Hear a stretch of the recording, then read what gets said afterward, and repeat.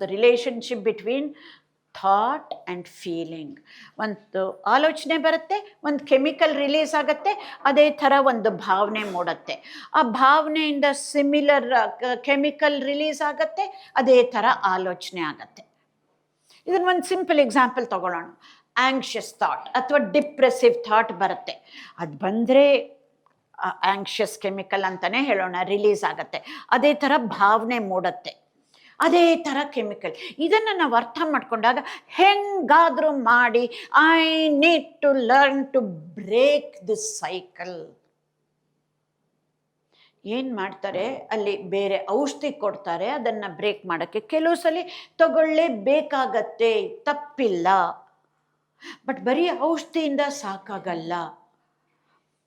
People have come to me who have been taking antidepressants for 40 years and now they want to come out of it. ತಪ್ಪಿಲ್ಲ, ಅದು ಬೇಕೇ ಆಗಿತ್ತು ಅವ್ರಿಗೆ, ಎಲ್ಲರಿಗೂ ಅದು ಬೇಕಾಗಿಲ್ಲ. ಏನು ಹೇಳ್ತಾ ಇದ್ದೀನಿ ಅಂದರೆ, ಬರೀ ಔಷಧಿಯಿಂದನೂ ಸಾಕಾಗಲ್ಲ. ಈ ನಮ್ಮ ಮೆದುಳು, ಈ ನಮ್ಮ ಮನಸ್ಸು ಹೆಂಗೆ ಕೆಲಸ ಮಾಡ್ತಿದೆ, ಯಾತಕ್ಕೆ ನನಗೆ ಬರೋಕ್ಕಾಗ್ತಾ ಇಲ್ಲ ಆಚೆ ಅನ್ನೋದನ್ನು ಅರ್ಥ ಮಾಡಿಕೊಂಡಾಗ ಆಗತ್ತೆ ಅನ್ನೋದಕ್ಕೆ. So thinking creates feeling, feeling creates thinking. ಆಲೋಚನೆಯಿಂದ ಒಂದು ಭಾವನೆ ಮೂಡುತ್ತೆ, ಆ ಭಾವನೆಯಿಂದ ಆಲೋಚನೆಗಳು ಬರುತ್ತೆ ಅನ್ನೋದಕ್ಕೆ. ಇದನ್ನೇ ನಾವು ಹ್ಯಾಬಿಟ್ ಅಂದ ತಕ್ಷಣ ನಾವು ಏನು ಮಾಡ್ತೀವೋ ಕೆಲಸದಲ್ಲಿ ಅನ್ಕೋತೀವಿ, ಅಷ್ಟೇ ಇಲ್ಲ. ಅದಕ್ಕೆ ಹಿಂದೆ everything begins from A thought. Thought habits ಏನು ಎಲ್ಲ ಶುರುವಾಗೋದು ನಮಗೆ ಗೊತ್ತಿರೋದಿಲ್ಲ. ಒಂದು ಕಾನ್ಷಿಯಸ್ ಥಾಟ್, ಪ್ರಜ್ಞಾಪೂರ್ವಕ ಆಲೋಚನೆಯಿಂದ ಶುರುವಾಗತ್ತೆ. ಅದು it becomes non conscious ways of thinking. Non conscious ಅನ್ನಕ್ಕೆ ಏನು ಹೇಳ್ಬೋದು, ಅಭ್ಯಾಸ ಆಗೋಗ್ಬಿಡತ್ತೆ ಆ ಆಲೋಚನೆಗಳು. ಅಭ್ಯಾಸ ಆಯಿತು ಅಂತಂದರೆ ಅದು ಪ್ರಜ್ಞಾಪೂರ್ವಕ ಅಲ್ಲ, ಅದು ಅಭ್ಯಾಸದ ಆಲೋಚನೆಗಳಾಗ್ಬಿಡತ್ತೆ. ಥಾಟ್ ಹ್ಯಾಬಿಟ್ ಬರೀ ಆಲೋಚನೆಯಿಂದ ಇದ್ದರೆ ಸರಿ, ಅದು ಆಲೋಚನೆಯಿಂದ ಅಭ್ಯಾಸ ಬಲದ ಒಂದು ಆ್ಯಕ್ಷನ್ಗೆ ಲೀಡ್ ಆಗತ್ತೆ. ದ ಥರ್ಡ್ ಒನ್, ಆವಾಗ we put it into action. ಇದು ಹ್ಯಾಬಿಟ್ ಸೈಕಲ್. ನಾವು ಇದನ್ನು ಅರ್ಥ ಮಾಡಿಕೊಂಡಾಗ ಹೆಂಗೆ ನಾವು ಈ ಸೈಕಲ್ನ ಬ್ರೇಕ್ ಮಾಡೋದು ಕಷ್ಟ ಆಗುತ್ತೆ. ಯಾವುದಾದ್ರೂ ಒಂದು whether it is smoking or not eating a sweet, ಏನೇ ಒಂದು, ಅಥವಾ ಅವರ್ ಟೆಕ್ನಾಲಜಿನ ಉಪಯೋಗಿಸೋದು, ಯಾವುದಾದ್ರೂ ಆಗಲಿ, ಎಷ್ಟು ಕಷ್ಟ ಅನ್ನೋದು ಗೊತ್ತು. ಬಟ್ ಇದನ್ನು ಅರ್ಥ ಮಾಡಿಕೊಂಡಾಗ ಬರೀ ವಿಲ್ ಪವರಿಂದ ಬೇಕಾಗಿಲ್ಲ. ಈ ಒಂದು ಜ್ಞಾನ is what will empower us. ಯಾವಾಗ ಅದು ನಮಗೆ ಹೆಲ್ಪ್ ಮಾಡುತ್ತೆ ಈ ಜ್ಞಾನ, ನಮಗೆ ತೀವ್ರವಾಗಿ ಬೇಕು, ನಾನು ಆಚೆ ಬರಬೇಕು ಈ ಒಂದು ಹ್ಯಾಬಿಟ್ಟಿಂದ. It could be an anxious thought, anxious feeling, depressive thought, depressive feeling, ಅಥವಾ ಖುಷಿ ಕೊಡುವಂಥ ಟೆಕ್ನಾಲಜಿ ಉಪಯೋಗಿಸೋದಾದ್ರೂ ಅಷ್ಟೇ. ಅದರಿಂದ ಆಚೆ ಬರೋದಕ್ಕೆ we need to understand this. ಯಾತಕ್ಕೆ ಹೇಳ್ತಾ ಇದ್ದೀನಿ, ಮಾಡ್ತಾ ಮಾಡ್ತಾ ಅದು ಹ್ಯಾಬಿಟ್ ಆದಾಗ, look at this, body becomes the mind. ಏನು ಹಂಗಂದ್ರೆ, ಎಷ್ಟೊಂದು we have receptors all over the body. Chemicals release ಆದಾಗ they don't just stay in the brain. ಒಂದು ಡ್ರಿಂಕ್ ತಗೊಳ್ಳೋದನ್ನೇ ನೋಡೋಣ, ಲಿವರಲ್ಲಿ some of those receptors become upregulated and they crave for that chemical, whatever that chemical in the alcohol. So the body becomes the mind, it craves for it, and that is when we cannot stop. ಇದು ಅವ್ರದ್ದು ತಪ್ಪಲ್ಲ, ಇದು because ಇದು ಒಂದು ಕಾಯಿಲೆ ಅಂತ ನಾವು ಅಂದ್ಕೊಂಡಾಗನೇ ಅದು ಆಚೆ ಬರೋದಕ್ಕೆ ಸಾಧ್ಯ. Not just A habit. Habit ಅಂತ ಅಂದ್ಕೊಂಡ್ರೆ ಪರವಾಗಿಲ್ಲ ಏನೋ ಅಂತ ಅಂದ್ಕೊಂತೀವಿ. ಇದು ನನ್ನ ಕೈಲಿಂದ ಆಗ್ತಾ ಇಲ್ಲ, I have to come out ಅಂತ ಹೇಳಿದಾಗ್ಲೇ ಆಚೆಗೆ ಬರೋದಕ್ಕೆ ಸಾಧ್ಯ. Body becomes the mind. The body craves for that chemical. ಅದು ಬೇಡ. ಎಷ್ಟೊಂದು ಸಲ ನಮಗೆ ಗೊತ್ತಿದೆ, ಎಷ್ಟು ಮನೆಯಲ್ಲೇ ಯಾರಾದರೂ ಇರ್ತಾರೆ, ಏನು ಇದಾಗ್ತಾ ಇದೆ ಅದು ಎಸ್ಪೆಷಲಿ ಹಿರಿಯರಲ್ಲಿ ಇದು ತುಂಬ ಕಾಣ್ತೀನಿ. As a senior citizen I can say this safely without ಬೇರೆಯವ್ರಿಗೆ ಯಾರಿಗೂ ಏನು ಮಾಡಿದೆ. ತುಂಬ ಹಿರಿಯರಿಗೆ ಇದು ಒಂದು ಅಭ್ಯಾಸ ಆಗಿರುತ್ತೆ. ಓ ಇದು ಕಷ್ಟ ಆಗ್ತಾ ಇದೆ, ಅದು ಕಷ್ಟ ಆಗ್ತಾ ಇದೆ, ಈ ನೋವು ಆ ನೋವು. ನೀವು ಚಿಕ್ಕವರಿದ್ದವರು ಹೇಳಿ ಇದನ್ನು ಮಾಡಿ ಅದು ಸರಿ ಹೋಗುತ್ತೆ, ಒಂದು ಸ್ವಲ್ಪ ವಾಕ್ ಮಾಡಿ ಸರಿ ಹೋಗುತ್ತೆ, ಒಂಚೂರು ಎಕ್ಸಸೈಸ್ ಮಾಡಿ ಸರಿ ಹೋಗುತ್ತೆ. ಅದನ್ನು ಮಾಡಲ್ಲ, ಬಟ್ ಹೇಳ್ತಾ ಇರ್ತಾರೆ. ಯಾಕೆ ಅಂತಂದರೆ ಅದು ಹೇಳೋದೇ ಅಭ್ಯಾಸ ಆಗಿರುತ್ತೆ. ಅದು ಹೇಳ್ತಾ ಇದ್ದಾಗಲೇ in what we psychological terms there are many people who are counsellors, catharsis ಅಂತ ಹೇಳ್ತೀವಿ. ಅಷ್ಟೇ ಸಮಾಧಾನ ಆಗತ್ತೆ, ಅಷ್ಟೇ ಸಾಕಾಗ್ಬಿಡುತ್ತೆ. But they don't want to really change, because ಅದು ಬಾಡಿ ಲೆವೆಲ್, ಅದು ಅಭ್ಯಾಸ ಆಗಿ ಆಗಿ ಅಷ್ಟೇ ಸಾಕಾಗುತ್ತೆ. ಬಟ್ ರಿಯಲ್ ಚೇಂಜ್ ಆದಾಗ ಬರೀ ಕೆಥಾರ್ಸಿಸ್ ಸಾಕಾಗಲ್ಲ. We really need to put that effort in change.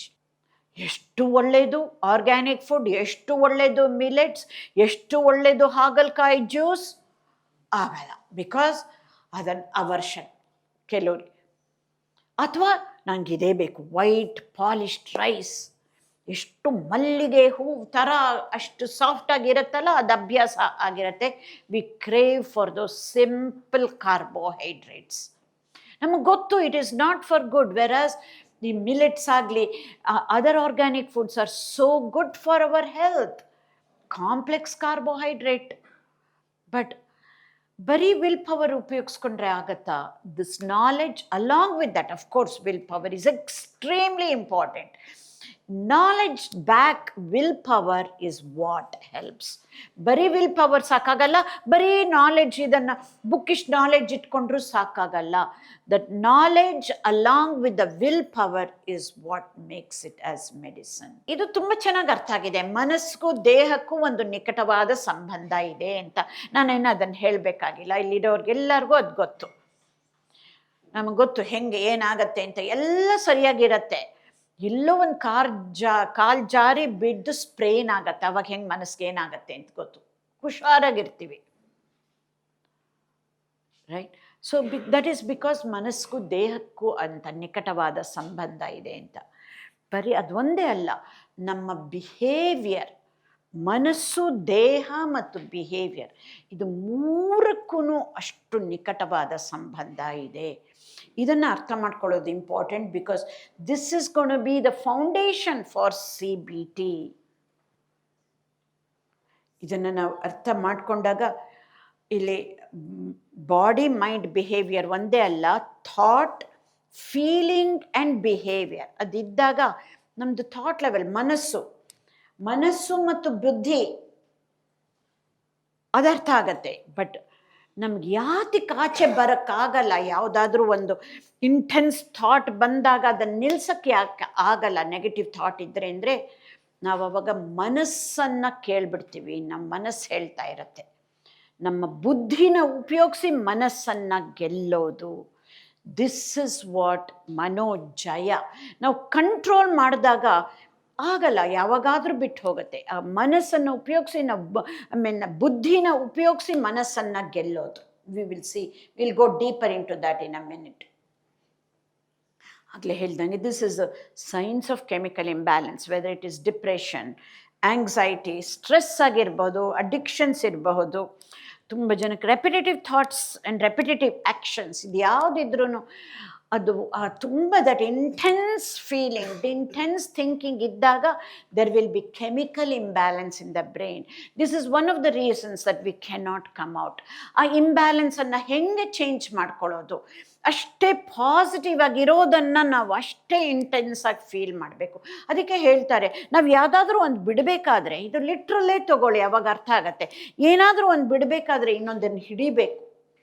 Something we need to catch that is higher, bigger, greater, nobler than what we are holding on to right now. ಅದು ಬಿಡೋ ತನಕ ಆಗಲ್ಲ. ಇದನ್ನೇ ನಾವು ಅರ್ಥ ಮಾಡ್ಕೋಬೋದು. ಒಂದು only animals can do that. ನಮ್ಮ ಕ್ಲೋಸೆಸ್ಟ್ ಕಸಿನ್ಸ್ ಇದನ್ನು ಒಂದು ಕೊಂಬೆ ಮೇಲೆ ಇದ್ರೂ ಅದನ್ನು ಬಿಟ್ಬಿಟ್ಟು ಹಾರಿಬಿಟ್ಟು ಇನ್ನೊಂದನ್ನು ಹಿಡ್ಕೊಳ್ಳುತ್ತೆ. ನಮ್ಗೆ ಅದನ್ನು ಪೂರ್ತಿ ಬಿಟ್ಬಿಟ್ಟು ಹಾರೋದಕ್ಕೆ ಆಗಲ್ಲ, ಅದನ್ನೇ ಪ್ರಯತ್ನ ಪಡ್ತಾ ಇರೋದು. ಇದನ್ನು ಬಿಡ್ತೀನಿ, ಇನ್ನೊಂದು ಹಿಡ್ಕೋತೀನಿ ಅಂತ ಹಿಡ್ಕೋತೀವಿ, ಇದನ್ನು ಬಿಡೋಕ್ಕಾಗಲ್ಲ.